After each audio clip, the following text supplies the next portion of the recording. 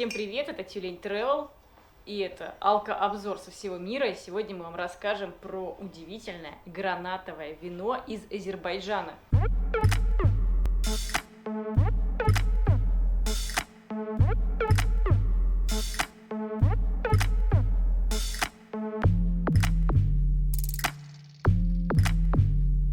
Перед вами аж 3 бутылки, и все это гранатовые вина.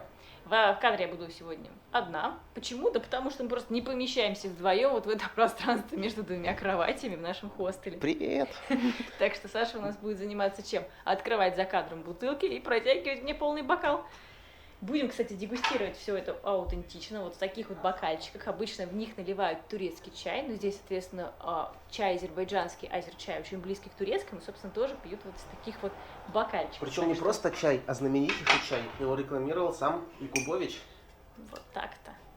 Так, собственно, случайно практически выпили первую бутылку гранатового вина. Вообще у нас здесь 3 ценовые категории. Ну, назовем их так, 3 ценовые. Вот это самое дешевое вино. Ставим его вот сюда. Сейчас. Давай по ценам. Так. Закадровый голос. Это вино стоит 6,5 манат. Чтобы получить евро, надо делить примерно пополам. То есть примерно 3,2 евро. Если переводить на рубли, то 200 рублей за вино. Я считаю, что хорошая цена. Красивый цвет, очень вообще такое прозрачное, не мутное. Это считается здесь самым дешевым сортом, здесь самой дешевой бутылкой. Называется вот Азграната, собственно, производитель гранатового вино 2016 года. Да, вообще Азгранат это местный производитель, он находится около Баку, базируется в одной из деревень, я скажу, как позже называется.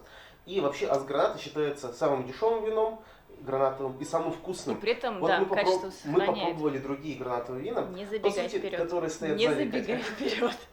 Далее, что у нас есть? Вино подороже, которое называется премиум, соответственно, тоже гранатовое. И вино, которое мы смогли купить только в одном магазине, потому что конкретно для него, для этого магазина винодельня сделала партию вина, как нам сказали, ящиками. Российское консульство выносило эти бутылки из их магазина. Да, сказали, алкаши просто. 7 ящиков, в каждом ящике по 18 бутылок.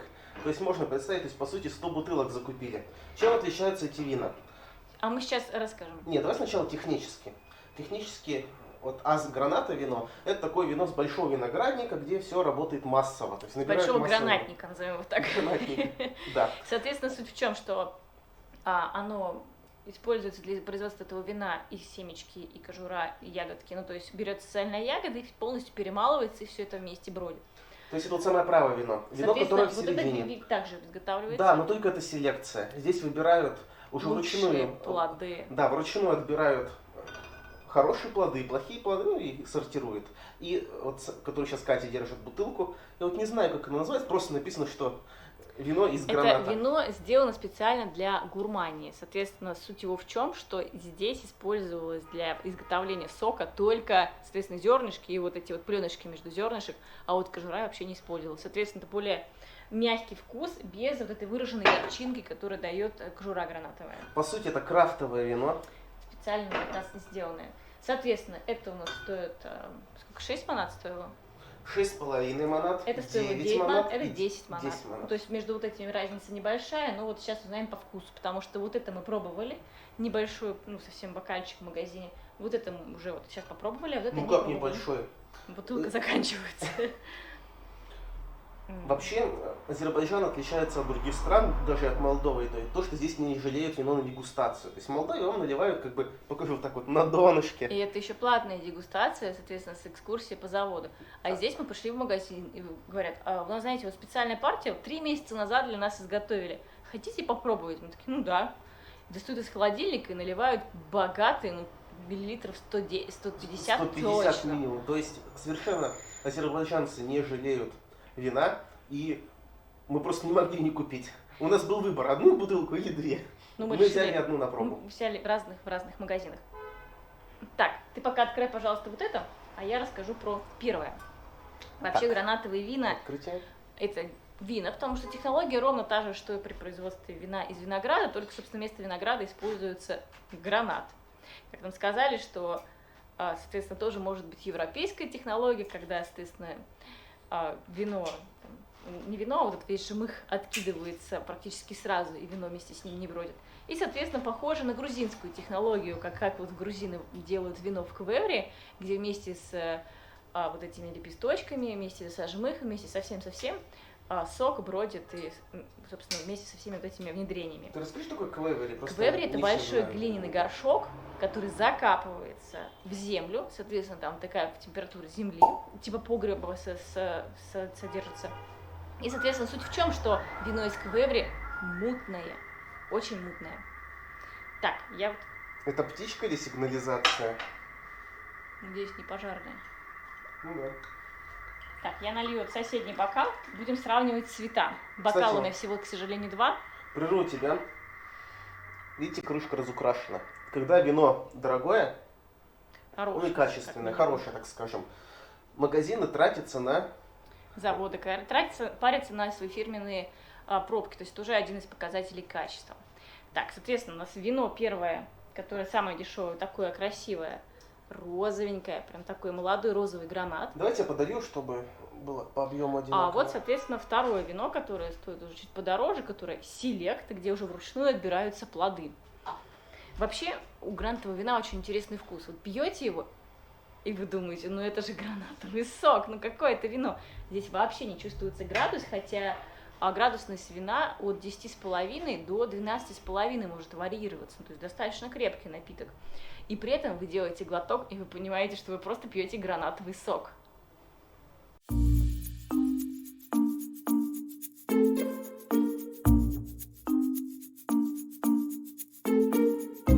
Вот я сейчас попробовала вот это темненькое, которое селект. Ну, интересно, но в нем чувствуется меньше гранатового вкуса. То есть здесь гранат выразительнее, чем вот тот, который якобы селект. То есть вот гранатовое вино рознь друг другу, то есть в зависимости от производителя. Интересно, конечно, что вообще очень сильно отличается, если здесь вот ты пьешь и чувствуешь, как насыщаешься полезными витаминами из граната. Правда, проспиртованные немножко, но ничего, лучше спать будем. Мы летели в Баку ночным рейсом, как сразу же решили напиться, но на самом деле нет, сейчас мы уже весь день провели на ногах, не спали, и вот сейчас вот на ночь глядя, вот выпиваем свою норму снотворного. Попробуй это вино, как тебе? Если честно, вот эта бутылка на меня бы никакого вообще впечатления бы не произвела, если честно, если бы я впервые пила гранатовое вино. Если честно, нету вкуса граната. Вообще нету. Вообще похоже, если честно, на клюквенный морс.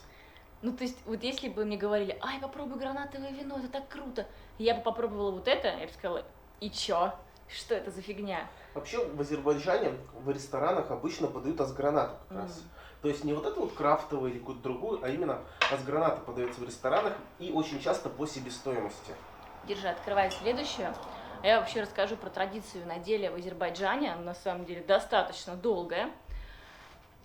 Собственно, проводили раскопки, кстати, в несколько старых древних городов, к петроглифам, не к петроглифам, к петроглифам. Мы обязательно съездим, смотрите эти выпуски на основном канале Тюлень Travel, где мы расскажем и про храм зороастрийцев, тех, кто поклонялись огню, в которых в религии было это главное, это старший и мудрый.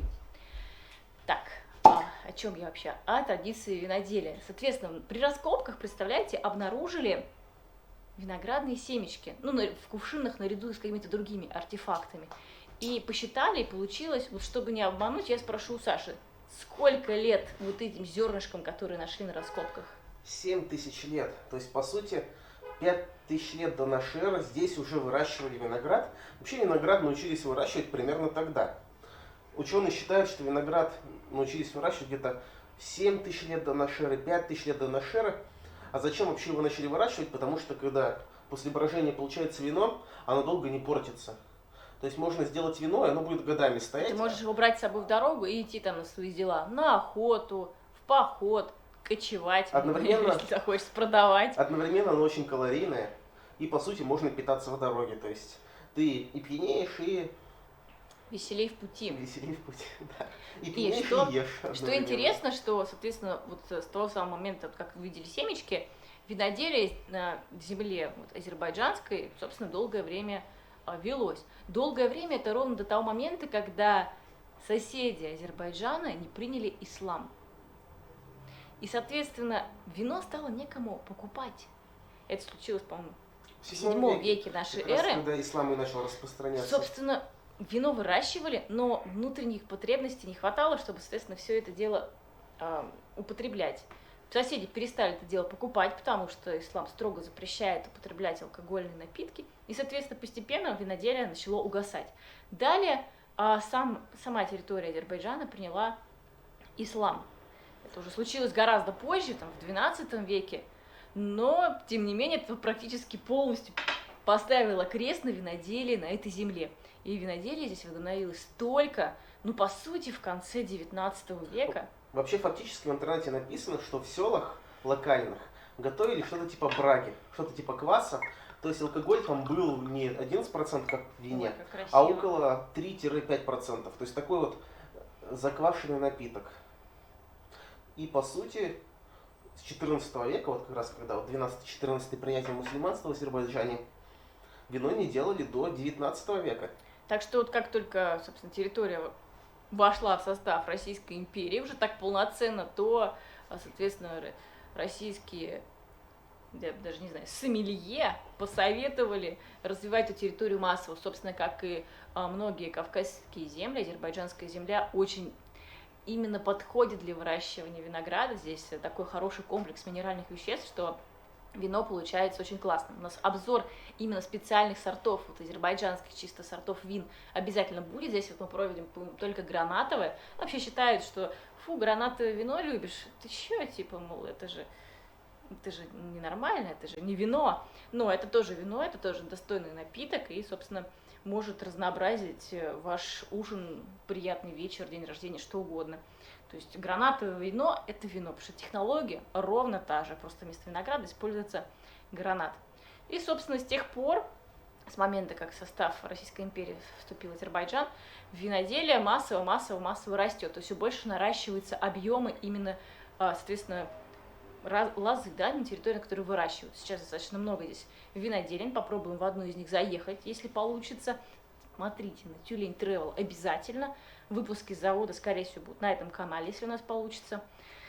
А вот сейчас, в конце десятых годов, соответственно, распоряжение правительства Азербайджана еще больше наращивает темпы увеличения виноделия в Азербайджане.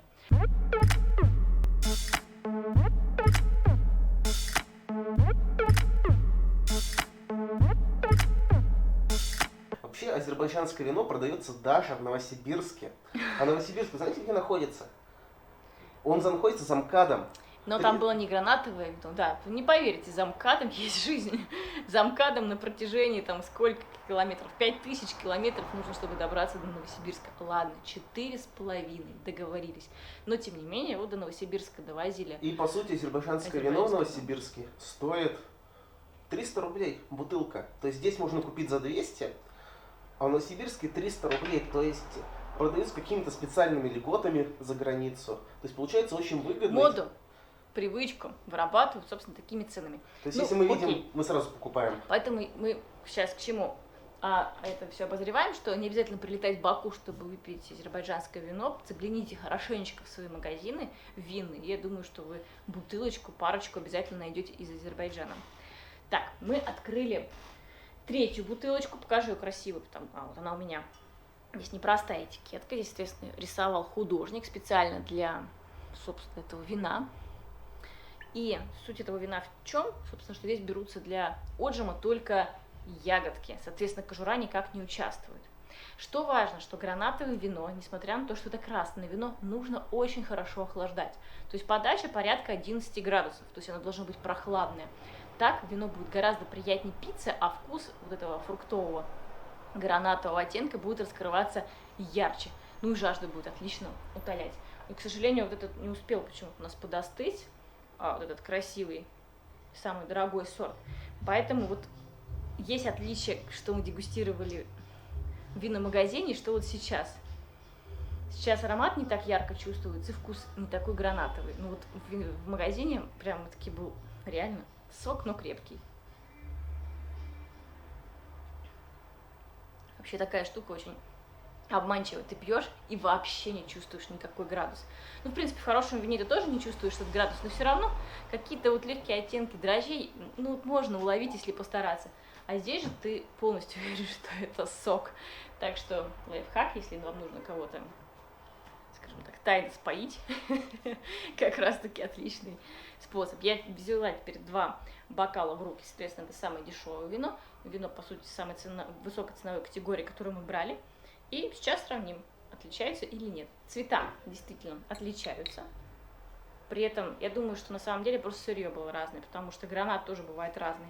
Бывает розовый, у него сок практически бледный.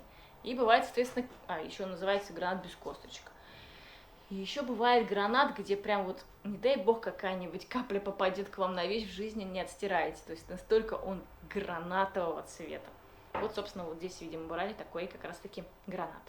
Пробую сначала дешевый. Видите, как корсар, берсерк, кто там с 2 топорами бегает, вот я с 2 бутылками. Берсерк. Корсар пират 16 века. Вот это тоже немножко поднагрелось, пока мы обозревали, потому что все-таки уже лето наступает в Азербайджане, и, собственно, жарковато становится у нас. Кондиционера нет. Сидим, вот видите, между кроватями. Ведем подпольный образ жизни.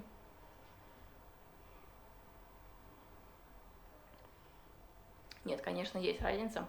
Вот то, что использовалось при изготовлении без кожурки, а только ягоды, гораздо мягче вкус и еще активнее вот выражается вот то, что вот прям кусаете гранат, вот прям вот его, каждую ягодку можно прочувствовать. Кать, наверное, стоит добавить, что в принципе, губа не дура у, соответственно, посольства России в Азербайджане, действительно стоит добавить, так что, ребята, мы понимаем вас. Да, идите в МГИМО, снытесь с дипломатами и покупайте. Сколько там коробок? Бесчисленное количество. Бесчисленное Я думаю, коробок. они еще столько же вынесут. В общем-то, молодцы. Знают толк в деле. Да, американцы там сидят за своим забором, смотрят через глазок. Вот И проходили. завидуют. Да, американское посольство. А русские вино азербайджанское пьют. Не экономят. Американцы, наверное, запрещают вдруг там язва сибирская в вине. Сибирская язва. Все же хотят отравить американских дипломатов. Не только же английских, в конце-то концов, бомжей травить. Уже пора уже за кого-то значимого браться. Поэтому, видимо, там запрет в консульстве американском не пить. В том числе и вино. Так, это, видимо, уже не алкогольное на вкус вино начинает действовать на восприятие реальности мной. Ну что я могу сказать, снотворное отличное. Я думаю, спать мы будем сегодня очень хорошо.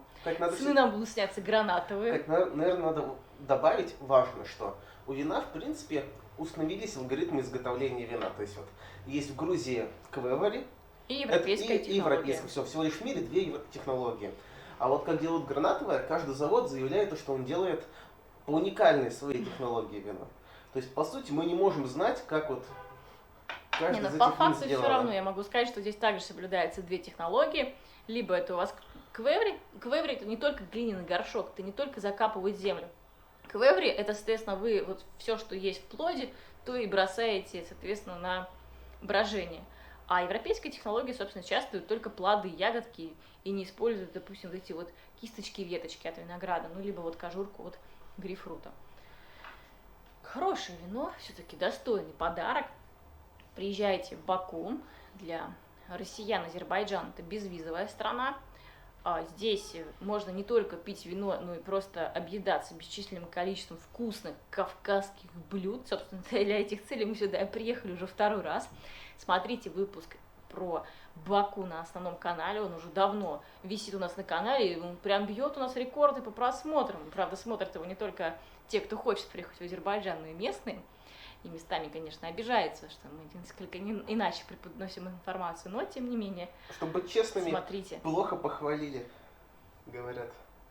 Смотрите видео Хвалим о в меру. Баку, и через некоторое время добавятся выпуски, потому что мы поедем на грязевой вулкан, будем смотреть петроглифы, купаться наконец-таки в Каспийском море и посмотрим, как же качают нефть.